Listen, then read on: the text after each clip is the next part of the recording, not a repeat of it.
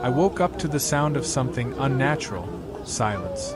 Not the peaceful, birds chirping kind of silence, but the eerie, something is very wrong kind. My private lake, which usually shimmered under the morning sun, looked like it had been pulled straight out of a horror movie. The water, once crystal clear, was now a murky, bubbling, fluorescent green. A sickly chemical stench filled the air, strong enough to make my eyes water. And then I saw them, the fish, dozens of them, floating belly up, lifeless on the surface. A deep pit formed in my stomach as I took in the full horror of what had happened. Someone had poisoned my lake. I rushed down to the shore, barely processing what I was seeing. The water hissed and fizzled near the edges, the grass turning yellow where the liquid touched it. This wasn't some accident. Someone had deliberately dumped something toxic into my lake. My mind raced through possibilities, but there was really only one person in the neighborhood psychotic enough to do something like this: Karen Middleton. Karen was the self-proclaimed ruler of our homeowners association, though most of us just called her the HOA dictator.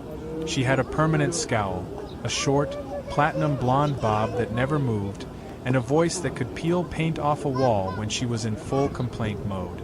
She had waged a personal war against me ever since she realized I was the only homeowner in the community whose property wasn't under HOA jurisdiction. The lake, sitting right behind my house, was private property, untouchable by her ridiculous rules, and that fact drove her absolutely insane. For months, she had been trying to bully me into draining it. She claimed it attracted unwanted wildlife, that it disrupted the uniformity of the neighborhood. One time, she even had the audacity to say the lake was a safety hazard because someone might fall in. I had laughed in her face then. But now, standing on my shore, looking at the destruction before me, I wasn't laughing anymore. I stormed back into my house, my heart pounding. I needed proof. Luckily, I had a set of security cameras installed around the perimeter of my property, mostly to keep an eye on my shed. I pulled up the footage from the night before and fast-forwarded through the hours. Then, at exactly 2:47 a.m., I saw her. Karen, dressed in her usual pastel pink cardigan and khakis, hauling massive industrial-sized jugs from the back of her SUV. She struggled with the weight of them, nearly tripping over her own feet as she carried them toward the water. I watched in disbelief as she unscrewed the lids, one by one, and dumped their contents straight into my lake. She worked quickly, nervously glancing around like some cartoon villain. And then, after she was done, she wiped her hands on her pants, admired her work, and actually smiled before walking back to her car. I rewound the footage, making sure I wasn't hallucinating. But no, there it was, in full high-definition clarity. Karen had poisoned my lake, and she had done it with the enthusiasm of a woman who thought she had just done the neighborhood a favor. A mixture of rage and disbelief settled in my chest. Who does this? What kind of person wakes up one morning and thinks, you know what? Let me commit a federal crime just because I don't like a body of water. I clenched my fists, my mind racing through options. Confronting her would be too easy. She'd deny everything, probably try to play the victim. No, I needed something bigger. Something she couldn't talk her way out of. That's when it hit me. The Environmental Protection Agency. If there was one organization that took illegal dumping and water contamination seriously, it was the EPA. And judging by the state of my lake, Karen hadn't just tossed in some weed killer. She had used industrial-grade chemicals. I grabbed my phone and did a quick search. Sure enough, the EPA had an emergency hotline for environmental violations. With a smirk, I hit the call button. A voice answered almost immediately. EPA Enforcement Division. What's your emergency? I took a deep breath. Yeah, hi. I think my neighbor just committed an environmental crime. There was a pause. Can you clarify, sir? Oh, I can do better than that. I have video evidence. And let's just say it's bad. The agent asked for details, and I laid it all out. Karen sneaking onto my property, dumping unknown chemicals into my lake, the aftermath. I described the water's unnatural color, the dead fish, the toxic fumes. As I spoke, I could hear the agent typing furiously on their end. "This is serious," they finally said. "We're dispatching a field team to your location. Do not attempt to clean or remove anything from the area." I grinned. "Oh, don't worry. I wouldn't dream of it." After hanging up, I sat back and exhaled. This was going to be good. Karen had spent years terrorizing the neighborhood, slapping people with fines for leaving their trash cans out an extra hour, demanding they repaint their houses for the smallest infractions. But this time, she had gone too far. She wasn't dealing with an HOA complaint now. She was dealing with the federal government. I spent the rest of the morning making sure the footage was backed up in multiple places. I even sent a copy to my lawyer just in case Karen tried any legal nonsense. By noon, I heard the unmistakable sound of heavy vehicles pulling up to my driveway. Peeking through my window, I saw them. 2 black SUVs with government plates. Men and women in suits stepped out, serious expressions on their faces, carrying equipment and testing kits. The EPA had arrived. And Karen? Oh, she had no idea what was coming for her. The first sign that Karen was about to have the worst day of her life was the arrival of the EPA. 2 black SUVs with tinted windows rolled up my driveway, their engines humming with quiet authority. The doors opened in perfect sync, and out stepped 3 agents in dark suits, their faces set in professional indifference.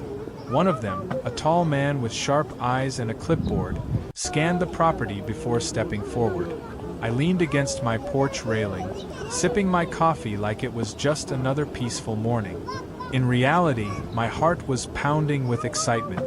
This was the kind of moment you didn't just live through, you savored. The agent introduced himself as Agent Brooks from the Environmental Protection Agency's Enforcement Division.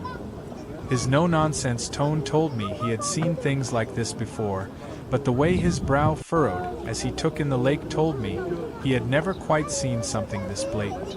I led them to the shore, where the water was still that sickly green, bubbling at the edges like a toxic stew. The stench of chemicals was even worse now, thick in the air, making my nose burn. The agents pulled out their equipment. Sampling kits, pH testers, a clipboard filled with checklists that made my heart sing. They were thorough, dipping vials into the water, writing down notes, and exchanging looks that told me this was far worse than a simple case of overenthusiastic weed killing. One of them knelt down, scooped up a small amount of lake water, and swirled it in the vial. He held it up to the light, frowning. "This isn't just herbicide," he said, his voice laced with something between concern and disbelief. "This is industrial-grade contamination. Some of these chemicals aren't even supposed to be available to the public." That got my attention. My smirk faded just a little. "So what does that mean?" I asked, watching their reactions carefully. "It means," Brooks said, standing up and dusting off his knees, "whoever dumped this didn't just break some local ordinance. They violated federal environmental laws. This could be classified as an act of ecological sabotage." My stomach did a little backflip of delight. Karen was so finished. Before I could enjoy the moment too much, I caught movement out of the corner of my eye. Across the street, behind the perfectly trimmed hedge of her front yard, was Karen herself, peeking out like some kind of nosy sitcom character. She was gripping a coffee mug, her knuckles white, her face frozen in shock as she watched the scene unfold. I made eye contact with her and lifted my mug in a mock toast. Her face drained of color. She must have realized that whatever she had done, it had escalated far beyond the petty HOA disputes she was used to. Karen, however, wasn't the type to back down gracefully. Instead of running and hiding like a sensible person, she stormed out of her house, her cardigan flapping behind her as she marched across the street toward us. "What's going on here?" she demanded, her voice a little too shrill to sound casual. "Why are there government agents on private property?" Agent Brooks barely spared her a glance. "EPA business, ma'am. This is an active environmental crime scene." Karen let out a forced little laugh, The kind people make when they're trying to sound unbothered, but are actually on the verge of a meltdown. "Oh, come on," she said, her eyes darting between me and the agents. "This is ridiculous. It's just a little weed killer. I was only trying to help." That did it. The agents turned to her in unison, their professional poker faces cracking just enough to show their disbelief. Brooks flipped open his clipboard. "Ma'am, are you admitting to dumping chemicals into this lake?" Karen froze. For a split second, her face twisted into something resembling panic before she composed herself. I mean, it's not like it was harmful. The lake was an eyesore. Everyone in the neighborhood wanted it gone. I was doing a community service." Brooks exchanged a look with his partner, then pulled out a notepad. "Ma'am, are you aware that you have committed multiple violations of the Clean Water Act? That contaminating a natural water source, even a private one, is a federal offense? That the substances detected in this water are classified as hazardous under environmental protection laws." Karen's fake confidence wavered. "Now, hold on just a minute. I decided to help her out." "Oh, don't worry, Karen. I've got the security footage of you doing your little midnight science experiment. I made sure to send copies to my lawyer, too, just in case you felt like denying it." Karen's mouth opened and closed like a fish gasping for air. She turned back to Brooks. "This is absurd. He's lying. He's always been against the HOA." Brooks pulled out a tablet and tapped the screen a few times. "I had already sent them the footage earlier that morning, and now, Karen got to watch herself on screen, pouring gallons of illegal chemicals into the lake with all the subtlety of a cartoon villain. The color drained from her face entirely. This is taken out of context," she tried, her voice climbing several octaves.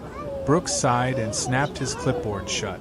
"Ma'am, I'm going to need you to come with us for questioning." That was when the panic truly set in. "You can't do this," she shrieked. "I have rights. I am the president of the Homeowners Association." Brooks, unbothered, motioned to his partner, who pulled out an official-looking document. "Actually, ma'am, you have the right to legal representation, but based on what we're seeing here, you're looking at some serious fines, potential criminal charges, and, if the contamination is severe enough, mandatory environmental rehabilitation." Karen started hyperventilating. "You can't arrest me for this. It's just water. He's being dramatic. Look at him, standing there all smug." She jabbed a finger in my direction, but I just shrugged. "Hey, Karen, remember all those times you fined people for not keeping their grass short enough? Consider this karma." The EPA agents escorted her toward the SUVs, and for the first time in her life, Karen didn't have the upper hand. She had spent years terrorizing this neighborhood, acting like a dictator, but today, she was just another citizen facing the consequences of her actions. As they drove away, I let out a long, satisfied breath. The lake still looked like a disaster zone, but at least justice had been set in motion.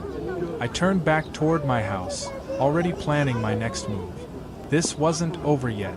Karen had only just begun to understand what it meant to mess with the wrong person. And when the neighborhood found out what had happened, things were about to get even more interesting. Word spread through the neighborhood faster than a wildfire. By the time Karen's SUV disappeared down the street with the EPA agents, people were already whispering on their porches, peeking through blinds and texting their friends. The mighty Karen Middleton, the iron-fisted queen of the HOA, had just been hauled off for questioning by the federal government. The news hit the community like a bomb, and for the first time in years, people were excited about an HOA meeting. Later that evening, the emergency HOA gathering was packed. Residents who usually couldn't be bothered to show up were now sitting shoulder to shoulder, whispering and buzzing with barely contained glee. The HOA board, now leaderless, looked like a ship lost at sea. Karen had always been the one pulling the strings, enforcing fines, and making everyone's life miserable. Now, with her future uncertain, people were realizing just how much they despised her reign. The vice president of the HOA, A nervous man named Doug, who always seemed terrified of Karen, cleared his throat and tried to call the meeting to order. We need to discuss the situation regarding Ms. Middleton," he began, his voice cracking under the weight of dozens of amused and eager stares. "Given the recent events, it seems prudent to take a vote on her position as HOA president." Someone in the back called out, "Throw her out!" and the entire room erupted into agreement. Doug held up his hands in an attempt to regain control, but the decision was already made.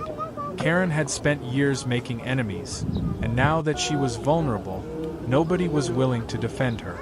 A motion was made, a vote was held, and within 10 minutes, Karen was officially removed as HOA president. The room burst into applause. I watched the whole thing unfold from the back of the room, arms crossed, sipping from a water bottle like I was watching the best reality TV show of the decade.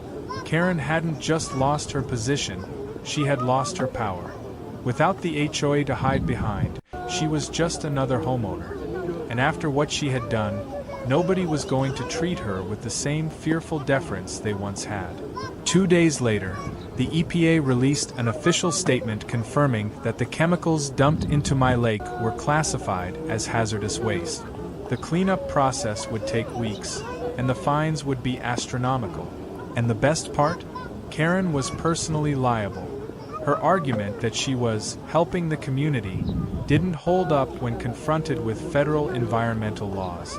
The HOA wasn't responsible for her actions, which meant every dollar of the cleanup and the penalties would come straight out of Karen's own pocket. I made sure to be outside when she returned home. She stepped out of her car, looking 10 years older than she had when this all started. Her usual smug expression was replaced with exhaustion and desperation.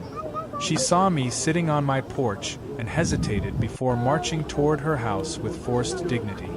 "Welcome back," I said, sipping my coffee. She shot me a glare but didn't respond. It was clear she had been humbled, but not enough to admit she was wrong. Over the next week, she avoided everyone. Normally, Karen strutted through the neighborhood like a queen overseeing her subjects, but now she was a ghost. Whenever she went outside, people stared. Some whispered. A few even laughed. Her downfall had become the neighborhood's favorite topic of conversation. But the best moment came when the EPA workers arrived to begin the cleanup. They set up their equipment, unloaded hazardous waste disposal materials, and then, much to my delight, called Karen over. She stomped across the lawn, looking as if she was about to demand they leave.